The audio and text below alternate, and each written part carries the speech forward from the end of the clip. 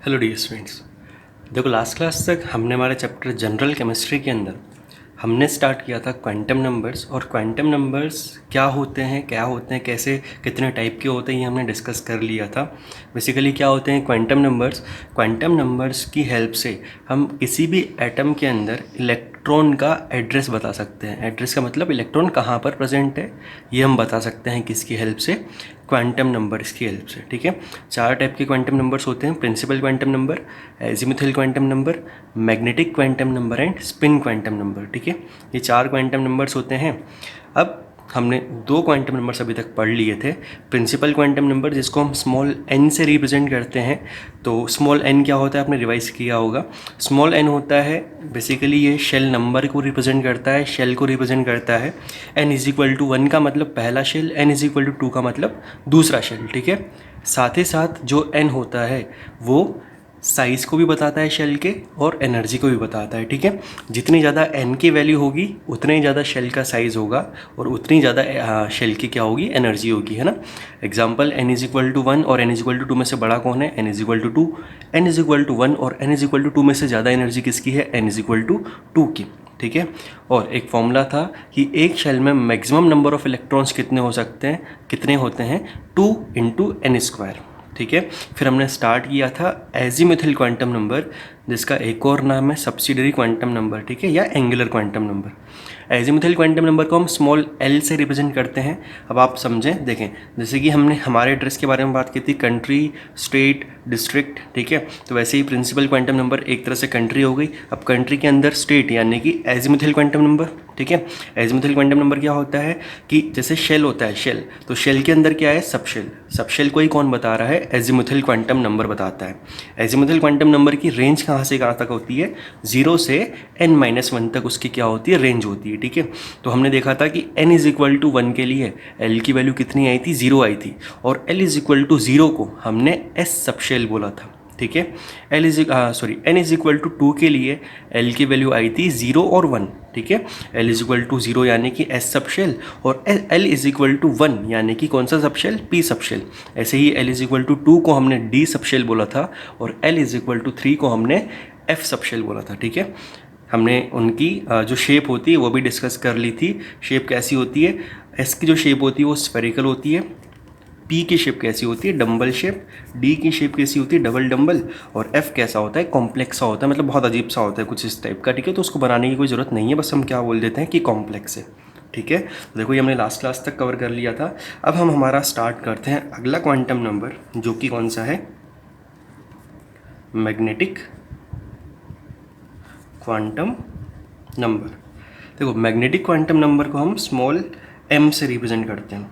अब आप समझना, देखो, कंट्री के अंदर स्टेट, और स्टेट के अंदर डिस्ट्रिक्ट। ठीक है, तो बेसिकली आप समझना कि जो मैग्नेटिक क्वांटम नंबर होता है ना, ये होता है, क्या बताता है, ये ओरिएंटेशन के बारे में बताता है। अब देखो, मैं पहले आपको ओरिएंटेशन समझा देता हूँ। जैसे कि ये पेन है ना, इस पेन को मैंने एक तो ऐसे रखा हुआ है। ठीक है, अब देखो ये इसका एक ओरिएंटेशन हो गया ना। अब मैं इसको अगर इस तरीके से रखूँ तो इसका दूसरा ओरिएंटेशन हो गया, अगर मैं इसको इस तरीके से रखूँ तो ये तीसरा ओरिएंटेशन हो गया, ऐसे रखूँ तो फोर्थ हो गया। यानी कि डिफरेंट डिफरेंट अरेंजमेंट्स जो होते हैं उसी को हम क्या कहते हैं, ओरिएंटेशन कहते हैं। ठीक है, तो पहले तो हम इसके बारे में लिख लेते हैं, फिर मैं आपको बताता हूँ क्या है ये। देखो, पहला पॉइंट इसका, it represents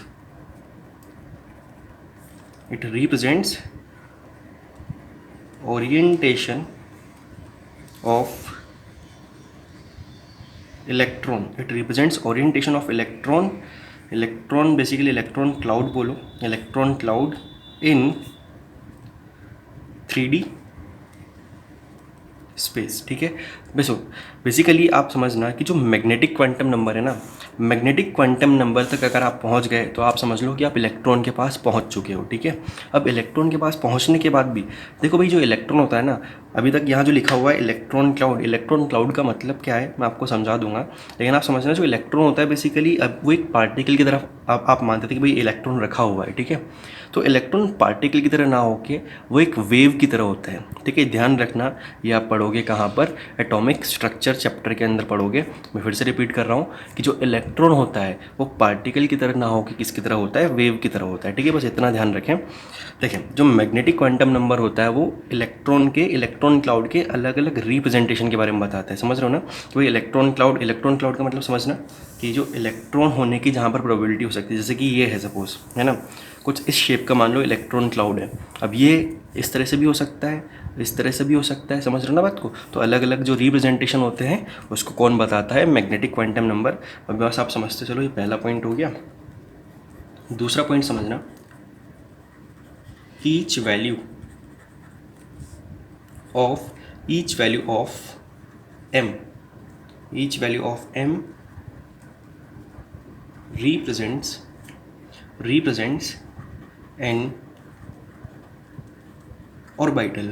an orbital in subshell. ये बताओ, शेल के अंदर सबशेल और सबशेल के अंदर कौन होता है, ऑर्बिटल होता है। बताओ, क्या मैंने आपको ऑर्बिटल की डेफिनेशन लिखवाई थी क्या जब हमने स्ट्रक्चर ऑफ एटम स्टार्ट किया था। ऑर्बिटल क्या होता है, जहाँ पर इलेक्ट्रॉन मिलने की प्रोबेबिलिटी क्या होती है, मैक्सिमम होती है। तो मतलब आप समझ रहे हो कि हम उस स्पेस में पहुँच चुके हैं जहाँ पर हमें इलेक्ट्रॉन मिलने वाला है, ठीक है। तो ईच वैल्यू ऑफ एम, जो एम की जो हर एक वैल्यू होगी वो एक ऑर्बिटल को रिप्रेजेंट करती है, ठीक है। अब वैल्यू का मतलब समझना, देखो वैल्यू कैसे आएगी, देखो सबशेल के अंदर है ना, तो m की वैल्यू l के थ्रू निकलेगी, ठीक है। तो for given value of l there are total 2l+1 orbital. देखो इस लाइन का मतलब क्या है, for a given value of l, भाई एक सबशेल के अंदर कितने ऑर्बिटल होते हैं, 2l+1 इतने ऑर्बिटल्स होते हैं, ठीक है। विच रेंजेस, जिनकी रेंज कहाँ से कहाँ तक होती है, विच रेंजेस -l2 + l। मतलब देखो जो टोटल कितने हैं 2l+1, अब उनकी रेंज, उनको नंबर हम क्या देंगे, वो रेंज होगी -l से +l, ठीक है। बहुत आराम से समझना। एग्जाम्पल देखो, l = 0, यानी कि कौन सा सबशेल, s सबशेल, ठीक है। l = 0 कौन सा सबशेल, s सबशेल। तो s सबशेल के अंदर कितने ऑर्बिटल्स होंगे, m = 2l+1। बताओ l की वैल्यू पुट करो, 2 × 0 + 1, यानी कि s सबशेल के अंदर एक ऑर्बिटल होगा, उसकी रेंज -l + l, यानी कि -0 to +0, यानी कि बताओ क्या, 0। बोलो बात समझ में आ रही है कि l = 0 के लिए टोटल ऑर्बिटल कितना होगा, इसको मैं m टोटल लिख देता हूँ जिससे आपको कन्फ्यूज़न ना हो कि ये m टोटल है। m total number of orbitals, कितने ऑर्बिटल से एक ऑर्बिटल आएगा s सबशेल के लिए, और उस एक ऑर्बिटल को हम कौन सी वैल्यू असाइन कर रहे हैं, 0, ठीक है। कॉपी करें, देखो कॉपी कर लिया यहाँ तक, ठीक है। देखो अभी मैं एक और एग्जांपल से समझा रहा हूँ आपको, बहुत आसान है। देखो l = 1 s सबशेल हो गया, तो l = 0 s सबशेल। बताओ l = 1 क्या होता है, p सबशेल होता है, ठीक है, p सबशेल। देखो इसका मतलब क्या है कि s सबशेल के अंदर एक ऑर्बिटल होता है, मतलब s सबशेल के अंदर एक ऐसी जगह होती है जहाँ पर इलेक्ट्रॉन्स मिल सकते हैं, ठीक है। अब आते हैं p पर।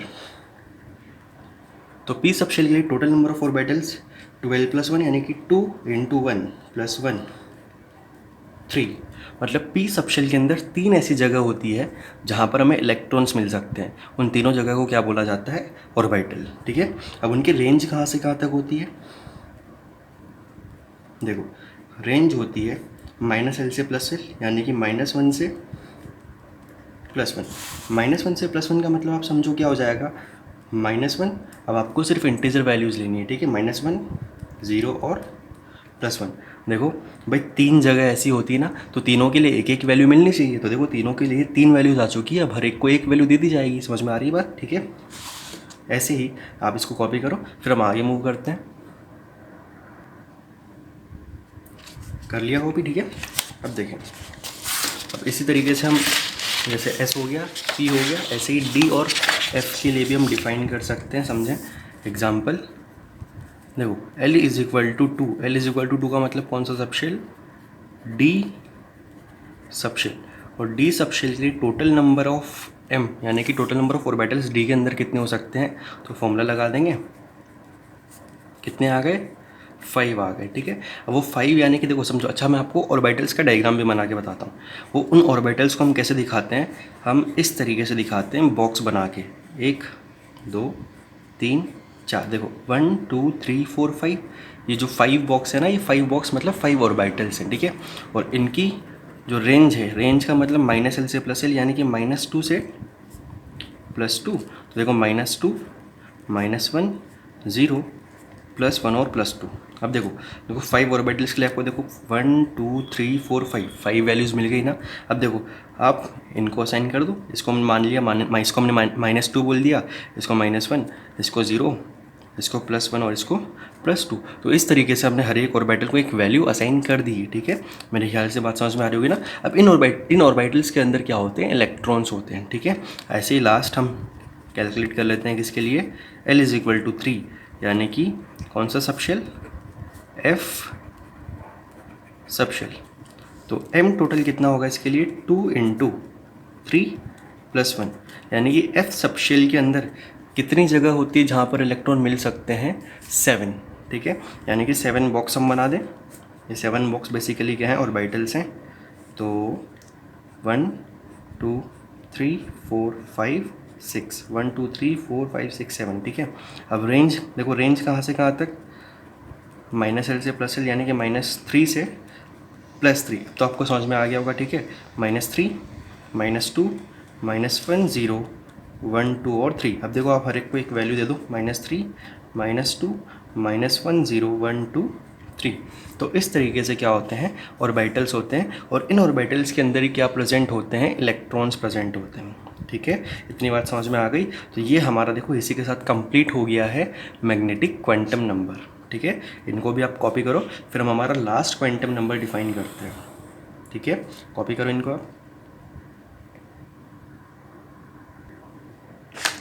देखें, अगला क्वांटम नंबर है 4th और लास्ट स्पिन क्वांटम नंबर, जो कि बहुत आसान है, ठीक है। और इसको दिखाते हैं स्मॉल s के थ्रू, ठीक है। तो क्या होता है, ये बहुत आसान है, बहुत आसान। It tells about spin off electron, ठीक है, ऑन इट्स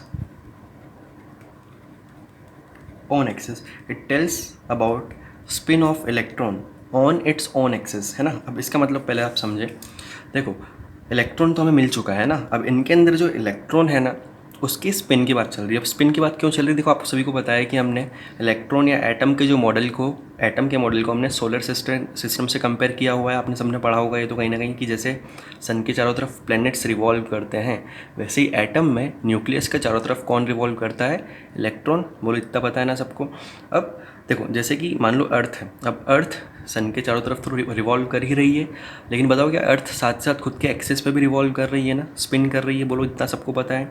अब देखो इसी तरीके से इलेक्ट्रॉन का मॉडल है ना, एटम का मॉडल है। अब इलेक्ट्रॉन भाई ऐसे रिवॉल्व कर रहा है न्यूक्लियस के चारों तरफ, है ना, और साथ ही साथ वो खुद के एक्सिस पे भी क्या कर रहा होता है, स्पिन कर रहा होता है।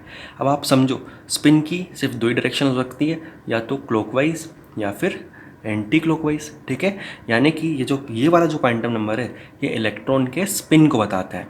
अब आप समझो भाई, अगर 2 स्पिन पॉसिबल हैं, एक तो क्लॉकवाइज और एक एंटी क्लॉकवाइज, तो फिर वैल्यूज़ भी 2 ही होंगी, ठीक है। तो देखें, देखो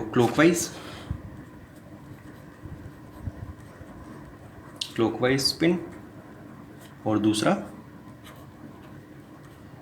एंटी क्लॉकवाइज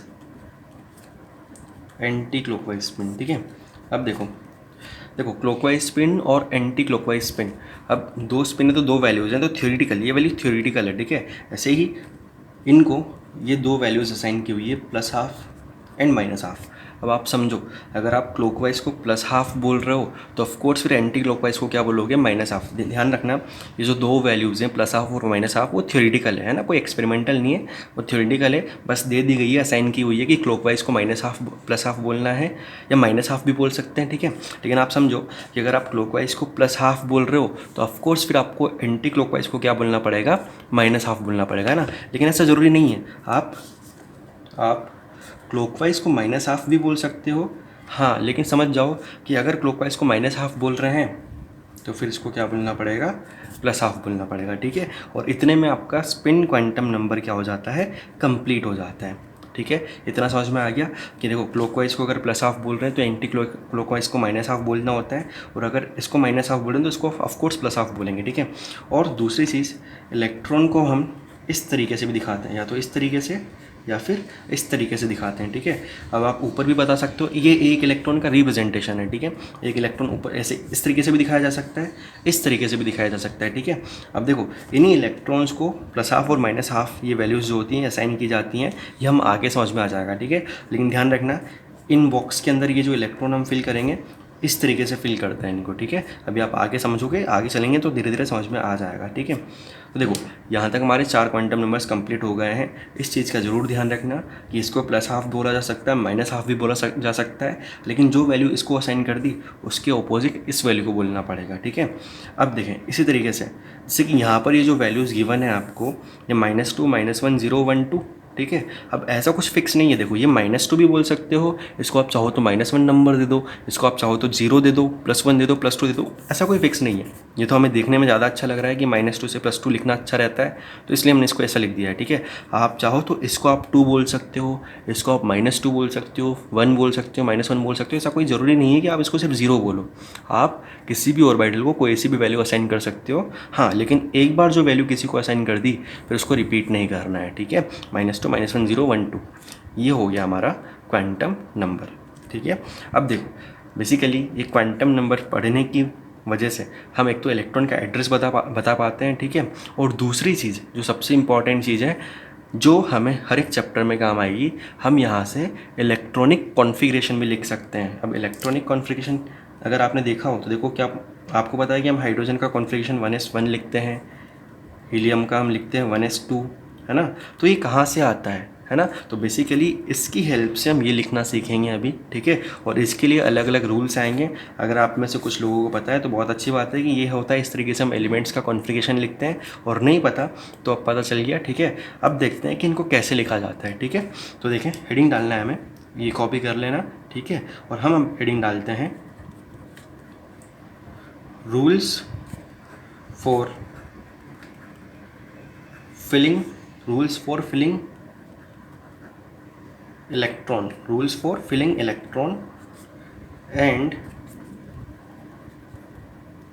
electronic configuration, ठीक है। Rules for filling electron and electronic configuration. अब इसका मतलब समझो, देखो एक बहुत नॉर्मल एग्जांपल से मैं आपको समझाता हूँ। बताओ हाइड्रोजन के पास कितना इलेक्ट्रॉन है, एक इलेक्ट्रॉन है, ठीक है। बताओ वो एक इलेक्ट्रॉन कहाँ होगा, फर्स्ट शेल में, कौन से सेकंड शेल में, फिफ्थ शेल में, सिक्स्थ शेल में, कौन से में होगा भाई, कोई तो एक फिक्स जगह होगी ना उसकी, है ना। तो एक तो इस इलेक्ट्रॉनिक कॉन्फ़िगरेशन में देखो क्या लिखा हुआ है, rules of for filling electron and electronic configuration, कि भाई अगर किसी भी एलिमेंट के अंदर इलेक्ट्रॉन है तो वो कहाँ है, कौन से शेल में है, उस शेल के कौन से सब शेल में है, और उस सब शेल के कौन से ऑर्बिटल में है, ठीक है। तो इस चीज़ को हमें समझना है इसके थ्रू, और फिर यहाँ से हम क्या सीखेंगे, इलेक्ट्रॉनिक कॉन्फ़िगरेशन को लिखना सीखेंगे, ठीक है। तो देखो सबसे पहले तो मैं आपको बताता हूँ कि इलेक्ट्रॉनिक कॉन्फ़िगरेशन को कैसे लिखा जाता है। देखें, देखो NLX ये फॉर्मेट होता है किसका, किसी भी इलेक्ट्रॉन के इलेक्ट्रॉनिक कॉन्फ़िगरेशन को लिखने का, है ना। जहाँ पर भाई N जो है, बताओ N क्या होगा, अभी हमने पढ़ा ही है, ये होगा हमारा शेल नंबर, ठीक है।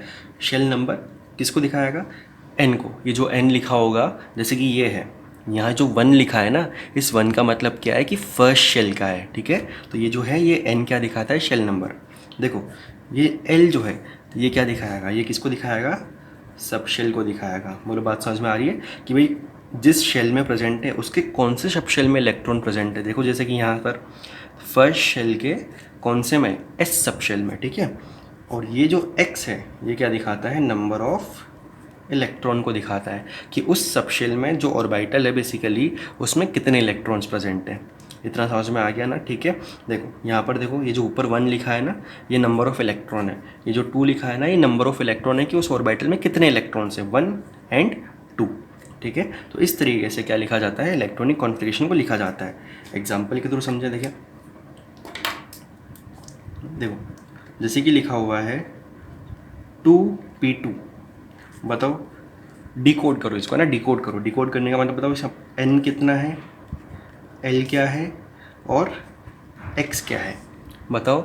n यानी कि क्या है, 2 यानी कि सेकेंड शेल में प्रेजेंट है इलेक्ट्रॉन।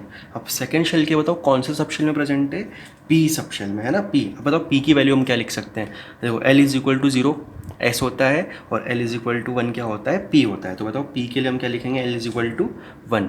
बताओ उसमें कितने इलेक्ट्रॉन्स हैं, 2 इलेक्ट्रॉन्स हैं। बोलो आती है बात समझ में कि सेकेंड शेल में देखो कितने कौन कौन से सब शेल होते हैं, ये भी ध्यान रखो भाई, बहुत इंपॉर्टेंट चीज़ चल रही हैं भाई। जो सेकेंड शेल होता है, सेकेंड शेल के लिए आपको पता है ना एल की 2 वैल्यूज़ आई थी, 0 और 1, यानी कि सेकेंड शेल के अंदर 2 सब शेल हैं, एस सब शेल और पी सब शेल।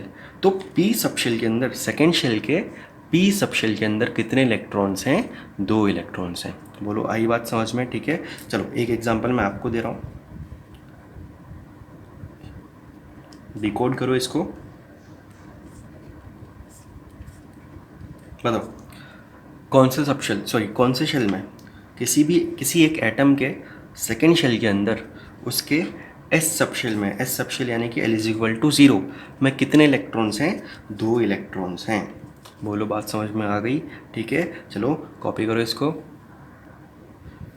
देखो लिख लिया, इतना समझ में आ गया। इस तरीके से किसको लिखा जाता है, इलेक्ट्रॉनिक कॉन्फ़िगरेशन को, ठीक है। तो अब हम देखते हैं रूल्स क्या हैं इलेक्ट्रॉन्स को फिल करने के, है ना। शेल्स, सब शेल और ऑर्बिटल्स के अंदर इलेक्ट्रॉन्स को फिल करने के लिए क्या रूल्स हैं, ठीक है। तो स्टार्ट करते हैं रूल्स को।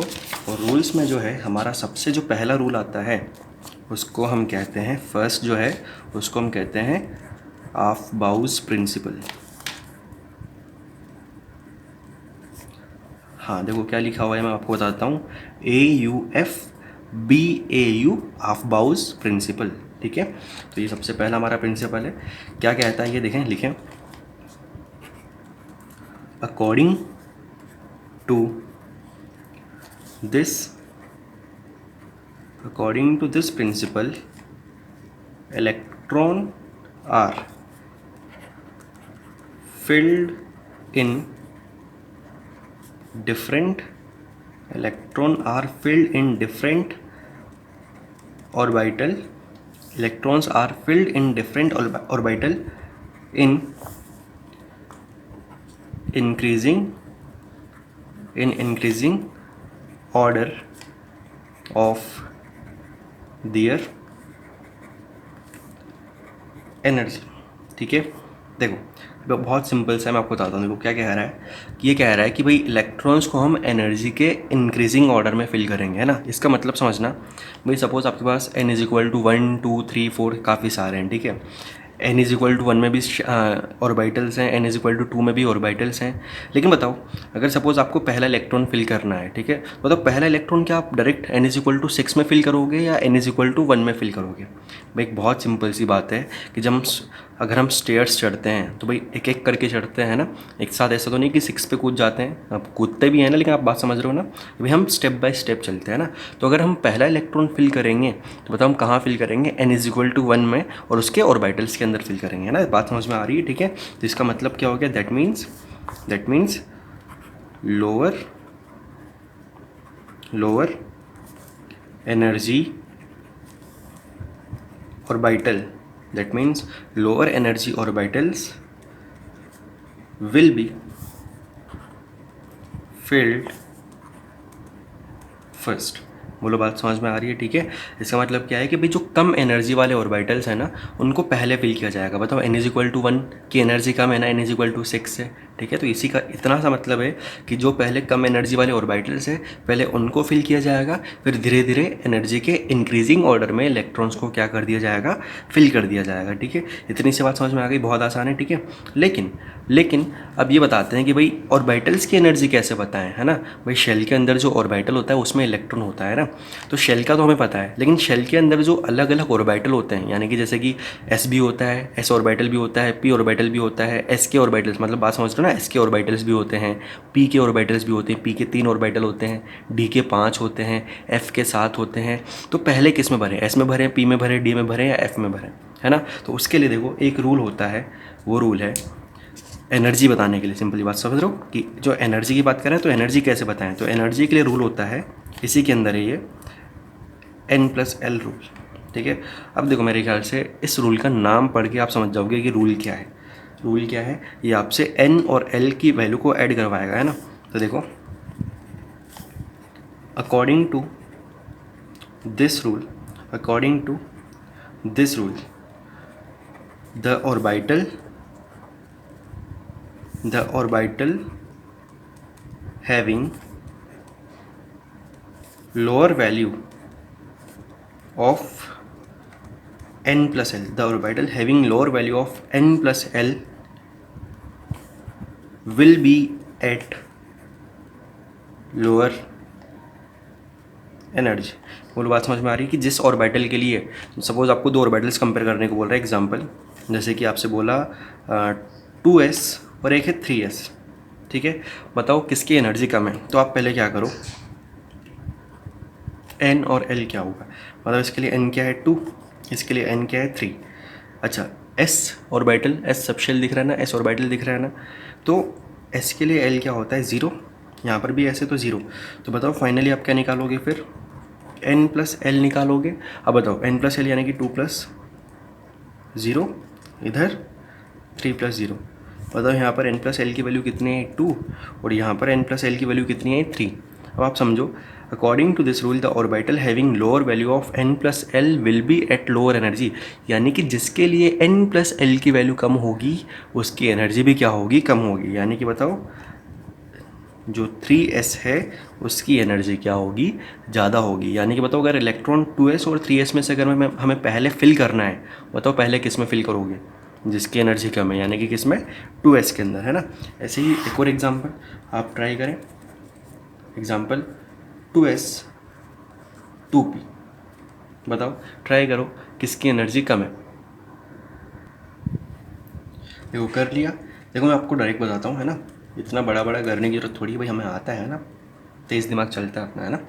देखो n की वैल्यू क्या है 2 दिख रहा है, l की वैल्यू, s के लिए l कितना होता है 0, बताओ कितना आ गया 2 आ गया। ठीक है, यहाँ पर बताओ n की वैल्यू क्या है 2, p सबशेल के लिए बताओ l क्या होता है, भाई अब तो याद हो गया होगा, l क्या होता है, p का 1 होता है।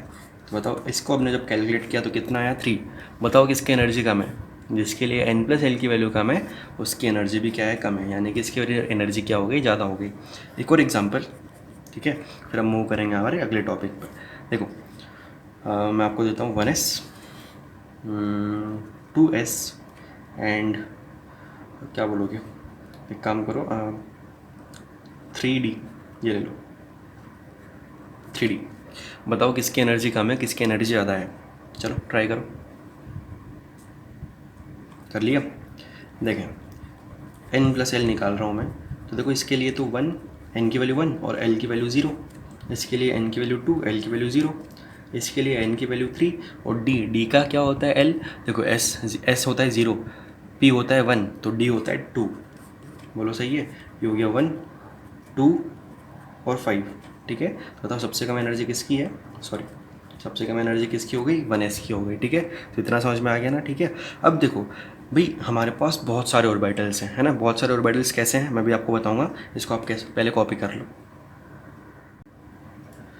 देखिए आपने कॉपी कर लिया। ठीक है, अब देखें जो हम बात कर रहे थे कि भाई एक एटम के अंदर काफ़ी सारे ऑर्बिटल्स होते हैं। ठीक है, उससे पहले मैं आपको एक और पॉइंट बस लिखवाता हूँ, फिर उसके बाद हम आगे डिस्कस करते हैं। देखो जो हमारा n+l रूल है ना, ध्यान रखना, ये जो हमारा n+ रूल है, this rule is applicable, this rule is applicable for multi electronic species, ठीक है। This rule is applicable for multi electronic species. Multi electronic का मतलब ऐसे स्पीशीज़ जिनके पास एक से ज़्यादा इलेक्ट्रॉन है, जैसे कि हाइड्रोजन के पास तो कितना होता है, एक, है ना।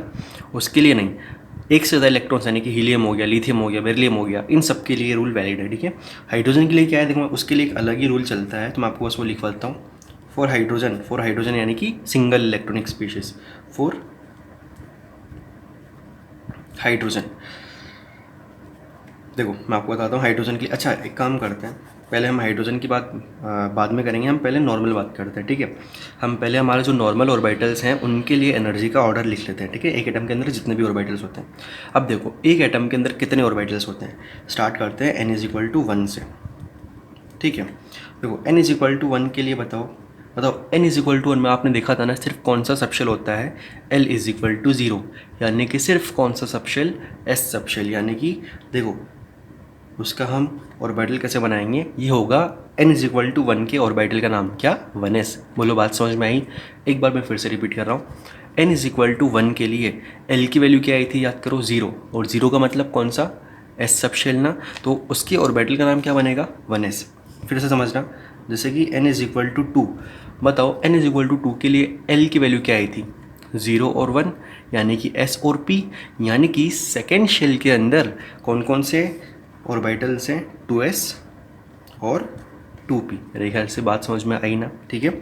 ऐसे ही n=3, बताओ 3 के अंदर आया था 0 1 2, याद है ना, l की वैल्यू क्या आई थी, 0 1 2, यानी कि 3s 3p। ये n=3 के अंदर क्या होते हैं, ऑर्बिटल्स होते हैं। n=4, बताओ 4 के अंदर बता सकते हो क्या आया था, 4 के अंदर आया था l=0 1 2 3, यानी कि 4s 4p 4d और 4f। अच्छा मैं एक और चीज़ पूछता हूँ, है ना, दिमाग लगाओ। n=5 के लिए बताओ l की वैल्यू क्या आई थी, बता सकते हो। देखो l की वैल्यू का फॉर्मूला होता है 0 to n-1, यानी कि 0 to 5-1, यानी कि 0 to 4, 0 1 2 3 4, है ना। तो 5s 5p 5d 5f, और एक और है, बताओ उसको क्या बोलोगे। इसके बाद हमें कंटिन्यू करना है अल्फ़ाबेटिकली 5g, ठीक है। तो इस तरीके से क्या हो जाता है, देखो सबसे पहले तो ये हर एक शेल के अंदर जो ऑर्बिटल्स होते हैं उनके हमने नाम लिख लिए। अब इनको अरेंज करते हैं किसमें, एनर्जी में। तो देखो एनर्जी में अरेंज करने के लिए, एनर्जी के ऑर्डर में अरेंज करने के लिए, देखो आप क्या बता दोगे भाई, एनर्जी के ऑर्डर में किसकी हेल्प से आप अरेंज करोगे, n+l रूल की हेल्प से आप अरेंज करोगे। बताओ अगर हम हर एक ऑर्बिटल का n+l निकाल लें तो हम उसको एनर्जी के ऑर्डर में अरेंज कर सकते हैं ना। तो देखो यहाँ पर देखो डायरेक्ट बताना भाई, 1+0 है ना, 1+0, देखो ये रहा 1s, 1+0 यानी कि इसका n+l कितना आया, 1। ऐसे आप हर एक के ऊपर n+l लिख लो तो पता चल जाएगा। देखो इसका 2+0 यानी कि 2, 2+1 ये रहा, देखो 2+1 यानी कि 3। इसका देखो 3+0 यानी कि 3, 3+1 4, 3+2 5, याद है ना। ऐसे करते जाओ, 4+0 4, 4+1 5 6 7, देखो 5+0 5 6 7 8 9। अब तो ऐसे चलता रहेगा, है ना। अब देखो अब आप अरेंज करो एनर्जी के ऑर्डर में, ठीक है। अब देखो मेरे पास यहाँ जगह नहीं है, आपने जहाँ लिखा होगा वहाँ ठीक है, मुझे तो वैसे ही पता है, तो ठीक है मैं अगले पेज में लिख रहा हूँ, आप देखना, आप चेक करना कि मैं सही लिख रहा हूँ या नहीं लिख रहा, ठीक है। देखो सबसे कम वैल्यू जो आई थी n+l की, वो आई है 1s के लिए, 1, ठीक है। तो सबसे कम एनर्जी किसकी होगी, देखो मैं लिख रहा हूँ एनर्जी ऑर्डर, एनर्जी ऑर्डर। देखो सबसे कम किसके लिए, n+l की वैल्यू 1s के लिए, है ना। तो सबसे पहले कौन आएगा एनर्जी के ऑर्डर में, 1s। फिर उससे ज़्यादा देखो किसकी है, देख लो चेक कर लो, 2s की है। फिर देखो भाई 1 के बाद 2 आ गया, है ना। अब 2 के बाद देखो ये भी 3 और ये भी 3, मतलब इसके लिए n+l की वैल्यू भी 3 है, इसके लिए भी क्या है 3 है। फिर हम किसको लिखें भाई, क्या दोनों की बराबर है क्या? नहीं। तो देखो ध्यान रखना है, ऐसी कंडीशन में जब n+l की वैल्यू सेम आ जाती है तो फिर हम किसको प्रेफरेंस देते हैं, सिर्फ n की वैल्यू को। ठीक है, एक काम करता हूँ मैं आपको ये भी लिखवा देता हूँ। देखो अगर आपके पास जगह हो कहीं भी थोड़ी सी, ठीक है, तो मैं आपको एक और पॉइंट लिखवा रहा हूँ, इस तरीके से देखना, समझना। If n+l value is same for two orbitals, if n+l value is same for two orbitals, ठीक है, then the orbital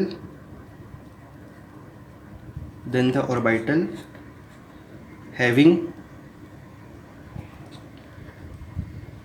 lower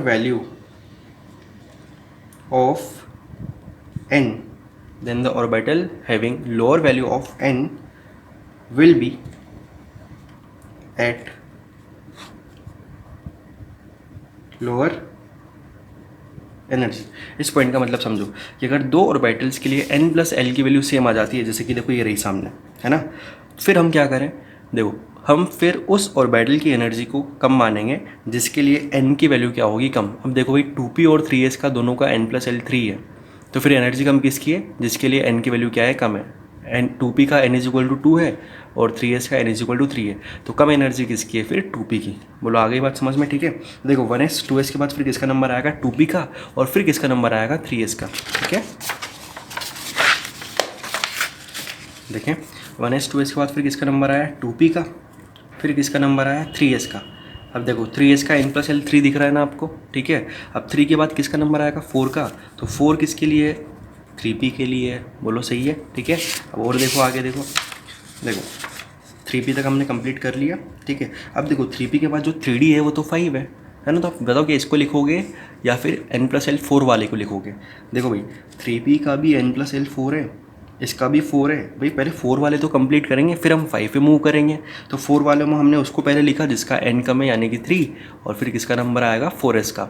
अब जैसे 4 कंप्लीट हो जाएगा ना, फिर हम किसको लिखेंगे, 3d को लिखेंगे। ठीक है, तो 3p के बाद आएगा कौन, 4s, और फिर कौन आ जाएगा, 4s के बाद कौन आएगा, 3d आएगा। ठीक है, अब देखो आप फिर से देखो, अब 3d चल रहा है 5 वाला, है ना, तो 5 में देखो कौन कौन से हैं, 5 में 3d है, 4p है और 5s है, दिख रहा है ना, 3d 4p 5s। तो 3d के बाद कौन, 4p, और इसके बाद 5s। ठीक है, कंप्लीट, लिखें, देखो हो गया कंप्लीट। ठीक है, आसान है ना। बेसिकली ये जो एनर्जी का ऑर्डर है ये हमने n+l रूल के बेसिस पे लिखा है। ठीक है, इससे हमें क्या पता चल जाता है कि अगर हम सबसे पहले इलेक्ट्रॉन फिल करेंगे तो सबसे पहले इलेक्ट्रॉन किसके अंदर फिल करना है, 1s के अंदर, फिर 2s के अंदर, फिर 2p के अंदर। मतलब बहुत अच्छी चीज़ हो गई है कि हमें पता चल गया कि ऑर्डर क्या होगा। इससे हम ये बता सकते हैं कि अब सबसे पहले हमें इलेक्ट्रॉन को कहाँ फिल करना है, 1s के अंदर।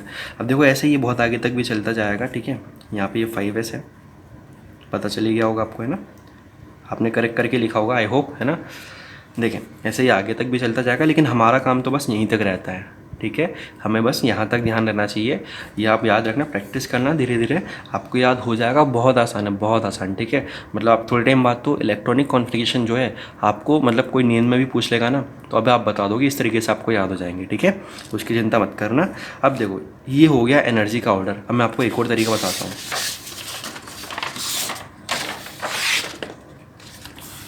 देखो एनर्जी ऑर्डर को अब यहाँ से भी मैं बता सकता हूँ। देखो अगर आपको वैसे याद ना होना तो ये बनाना तो समझ में आ गया ना। देखो ये कैसे बनाना है, n=1 के लिए 1s होता है, 2s 2p होता है। ठीक है, और इनके ऊपर हमने क्या लिख लिया, n+l लिख लिया। अब देखो एनर्जी का ऑर्डर आप देखो ऐसे ही बता सकते हो। देखो 1 के बाद किस नंबर आएगा, 2 का ना। तो देखो मैं इस तरीके से कर रहा हूँ, देखो 1s, फिर इस तरीके से मैं ऊपर आया। ठीक है, फिर अरे देखो, ठीक है कोई बात नहीं, आप इसको करेक्ट करना, ये लाइन ऐसे सीधी बनाना अच्छे से। 2s के बाद देखो किसका नंबर आया, 2s के बाद देखो n+l 2 के बाद किसका नंबर आएगा, 3 का ना। तो फिर वापस ऊपर पहुँचो, आप वापस ऊपर पहुँचोगे तो इसके बाद किसका नंबर आएगा, देखो 2s के बाद देखो किसका नंबर आएगा, 2p का ना, तो 2p के बाद किसका नंबर आएगा, 3s का। तो देखो इस तरीके से चला लो इसको। अब देखो 3 के बाद किसका नंबर आएगा, 4 वालों का। तो 4 वाले देखो यहाँ से हैं, ये रहा, एक तो 4 वाला ये वाला है, एक 4 वाला ये वाला है, ठीक है। फिर वापस ऊपर आओ, देखो इस तरीके से आप क्या कर सकते हो, बना सकते हो इसको, ठीक है। देखो 1s, फिर उसके बाद 2s, फिर 2s की इस तरफ कुछ नहीं है तो ऊपर आ जाओ, फिर 2p 3s, फिर ऊपर आ जाओ 3p 4s, 3d 4p 5s। देखो वही मिलेगा आपको जो हमने यहाँ लिखा हुआ है, ठीक है। इतना समझ में आ गया, ठीक। देखो इसको फटाफट से कॉपी करो जिस तरीके से समझ में आए। एक बार ट्राई करो कि आप इसको खुद से बिना देखे बनाओ, ठीक है। ट्राई करो बिना देखे बनाने की, है ना, ट्राई करो। कर लिया ना, ठीक है। अब एक बार ट्राई करके फिर आप इसको फॉलो करें तो आपको देखो धीरे धीरे याद होने लग जाएगा, ठीक है, उसकी चिंता ना करें। अब हम मूव कर रहे हैं हमारी अगली डेफिनेशन पे, अगले रूल पे नहीं, अगली डेफिनेशन पे, ठीक है। उसके बाद फिर हम आज का लेक्चर क्लोज करेंगे। तो जो हमारी अगली डेफिनेशन है वो भी आसान है। अगली डेफिनेशन है हमारी डीजनरेट ऑर्बिटल्स। डीजनरेट ऑर्बिटल्स क्या होते हैं, बहुत आसान है। ऐसे ऑर्बिटल्स जिनकी एनर्जी क्या होती है, सेम होती है, ठीक है। देखें क्या होते हैं, the orbitals having same energy are called degenerate orbitals. The orbitals having same energy are called degenerate orbitals, ठीक है। मतलब ऐसे ऑर्बिटल्स जिनकी एनर्जी क्या होती है, सेम होती है, उनको हम क्या कहते हैं, डीजनरेट ऑर्बिटल्स कहते हैं, समझना। अब आप समझो, देखो बताओ s के पास कितना ऑर्बिटल होता है, s सबशेल के पास सिर्फ एक ऑर्बिटल होता है ना। p सबशेल के पास कितने ऑर्बिटल्स होते हैं, 3, d के पास 5 और f के पास कितने होते हैं, 7, ठीक है। अब आप समझना भाई एक शेल के अंदर एक सबशेल है और एक सबशेल के अंदर जैसे मान लो p सबशेल है, तो p सबशेल के अंदर 3 ऑर्बिटल्स हैं, है ना। आप बताओ क्या उन तीनों ऑर्बिटल जो हम इस तरीके से बनाते हैं, देखो मैं p बना रहा हूँ, p ये 3 ऑर्बिटल्स हैं, बताओ तीनों ऑर्बिटल्स एक साथ ही तो रखे हुए हैं ना। बताओ तीनों ऑर्बिटल्स अगर एक साथ एक ही लेवल पर रखे हुए हैं तो बताओ उनकी एनर्जी भी क्या होगी, ऑफ कोर्स सेम होगी, है ना। भाई आप समझना, एक घर के एग्जांपल से समझना, ठीक है। एक आपके पास ग्राउंड फ्लोर है घर में, एक आपके पास फर्स्ट फ्लोर है घर के अंदर, है ना। ग्राउंड फ्लोर में आपके पास 3 रूम्स हैं, फर्स्ट फ्लोर में भी आपके पास 3 रूम्स हैं, है ना। मतलब ग्राउंड फ्लोर और फर्स्ट फ्लोर, बताओ दोनों की एनर्जी तो अलग अलग है ना। अब देखो सिर्फ आप ग्राउंड फ्लोर की बात करो, जो ग्राउंड फ्लोर के जो 3 रूम्स हैं, भाई तीनों एक ही लेवल पे हैं, तो तीनों की एनर्जी आप क्या मानोगे, सेम मानोगे। उसी तरीके से भाई एक शेल के अंदर एक पी सब शेल है और उस पी सब शेल के अंदर ऐसे 3 ऑर्बिटल्स हैं, मतलब तीनों ऑर्बिटल्स एक ही तो लेवल पे रखे हुए हैं ना, तो उनकी एनर्जी क्या होगी, सेम होगी। यानी कि इन तीनों ऑर्बिटल्स को बताओ हम कौन से ऑर्बिटल्स बोल देंगे, degenerate orbitals. The orbitals having same energy are called degenerate. मतलब ऐसे ही डी की बात करो, बताओ डी के पास कितने ऑर्बिटल्स हैं, 5 ऑर्बिटल्स हैं। और बताओ 5 ऑर्बिटल्स क्या, बताओ एक साथ एक ही तो लेवल पे रखे हुए हैं ना, बताओ सबकी एनर्जी क्या होगी, सेम होगी। एफ के पास कितने हैं, 7, तो 7 भी बना लो। बताओ इन 7 ऑर्बिटल्स की एनर्जी क्या होगी, सेम होगी। लेकिन मैंने एस की बात नहीं करी भाई, मैंने एस की बात क्यों नहीं करी भाई, एस के पास कितना ऑर्बिटल है, एक, तो भाई एक तो एक है ना, उसको किससे कंपेयर करोगे। जैसे इसको मैं इन दोनों से कंपेयर कर सकता हूँ, एस को इसलिए नहीं बनाया गया क्योंकि वो तो ऑलरेडी एक है, तो उस एक को किससे कंपेयर करोगे ना, वो तो एक अकेला ऑर्बिटल है। तो ये होता है डीजनरेट ऑर्बिटल्स, है ना। ध्यान रखना, अगर आपसे कभी कोसी पूछ ले कि डीजनरेसी, एक टर्म में लिख रहा हूँ आपके पास, डीजनरेसी, ठीक है। डीजनरेसी क्या होती है समझना, डीजनरेसी आप समझना क्या होती है कि भाई जितने नंबर ऑफ ऑर्बिटल्स हैं, कितने नंबर ऑफ ऑर्बिटल्स हैं जिनकी एनर्जी सेम है। बताओ पी के अंदर कितने ऑर्बिटल्स हैं जिनकी एनर्जी सेम है, 3, तो पी की डीजनरेसी कितनी हो जाएगी, 3। बताओ डी की कितनी हो जाएगी, डी के अंदर कितने ऑर्बिटल्स हैं जिनकी एनर्जी सेम है, 5, तो डी की डीजनरेसी कितनी हो जाएगी, 5, और एफ की कितनी हो जाएगी, 7 हो जाएगी, ठीक है। तो मेरे ख्याल से आज के लेक्चर में हम यहीं तक रखते हैं ना, क्योंकि आप पहले रूल को अच्छे से कवर कर लें, समझ लें, ठीक है। उसके बाद फिर हम हमारे अगले जो 2 रूल्स हैं उनको पढ़ेंगे और हम उसके बाद इलेक्ट्रॉनिक कॉन्फ़िगरेशन को लिखना स्टार्ट करेंगे, ठीक है। तो उससे पहले आपको यहाँ तक की चीज़ें बहुत अच्छे से क्लियर होनी चाहिए। देखो, रिवाइज़ करना, बहुत अच्छे से रिवाइज़ करना, ठीक है।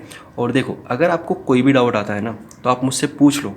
वैसे आपको पता होगा कि सैटरडे को आपकी लाइव क्लास है, तो लाइव क्लास में बेसिकली हम ऐसी चीज़ें डिस्कस करेंगे, हमें कैसे क्या करना है, ठीक है। आप मुझसे क्वेश्चन पूछना, मैं आपको चीज़ें समझाऊंगा कि क्या करना है, कैसे करना है। ये जो चीज़ें हैं हम ये वापस से ध्यान रखना, इन्हीं चीज़ों को हम एटॉमिक स्ट्रक्चर चैप्टर के अंदर बहुत डिटेल में पढ़ेंगे, है ना। तो यहाँ के जो डाउट्स हैं ना भाई, आप यहाँ बहुत ज़्यादा मत सोचना, ये चैप्टर बहुत बस बेसिक्स के लिए है। इसमें अगर आप बहुत ज़्यादा सोचोगे ना तो कन्फ्यूज़ हो जाओगे, क्योंकि इसमें जो चीज़ें जो है ना, जैसे ऑर्बिटल्स हैं, जो एजिमुथल क्वांटम नंबर है, उन सबको तो हमें बहुत डिटेल में पढ़ना है आगे चल के एटॉमिक स्ट्रक्चर चैप्टर के अंदर, ठीक है। तो यहाँ तो बस बेसिक चीज़ें समझो कि किस तरीके से कॉन्फ़िगरेशन लिखना होता है, ठीक है। धीरे धीरे करके हम फिर उस चैप्टर पे आ जाएंगे, ठीक है। तो इस चैप्टर को रिवाइज़ करें, सैटरडे को जो क्लास होगी उसमें जो डाउट्स पूछने आप पूछना, ठीक है। हम मिलते हैं नेक्स्ट क्लास और यहाँ से आगे कंटिन्यू करते हैं।